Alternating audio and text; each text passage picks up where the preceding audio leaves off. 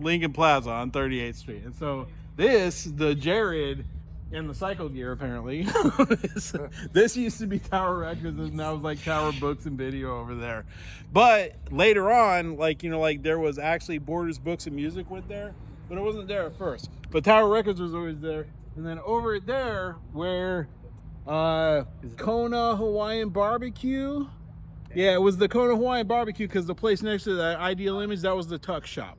So that was second time around. All right, so this place, when we were kids, we came up here, and the Big Five is still there, believe it or not, and that wasn't there back then. But, so we would come in here, and we would, like, you know, like rip off cassettes out of this place all the time.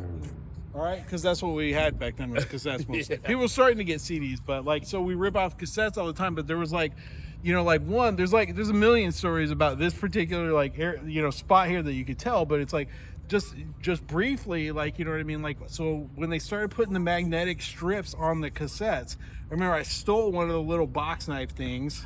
And so then I just started like knocking the magnetic strips off with the box knife the way the workers did.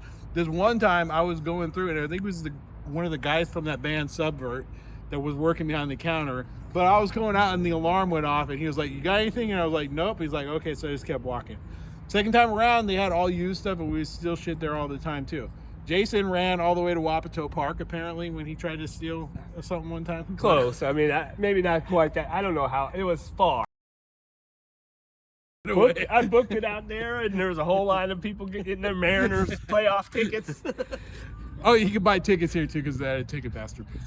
That's how you used to have to get tickets. But the funny thing that I always think about this place is the fucking, before anyone really knew who Nirvana was, when we were just starting to like recognize, like figure out who Nirvana was, the bass player Krist Novoselic, who lived in Tacoma, would be at this Tower Records all the time, and he would stand by the magazine rack and he would read like the Maximum Rock and Rolls and the flip sides and shit. Just like we would. But we're like 2 hours, but it cost, the Maximum Rock and Roll cost $2. Yeah. This guy was too cheap to buy Maximum Rock and Roll, and he would stand there and read it. I know, for like 2 hours. Like he's all super and then in tall. a couple of years, I'm like, you know, like, so this guy's like in the biggest band that like ever existed. The guy that was too cheap to buy Maximum Rock and Roll. Yeah.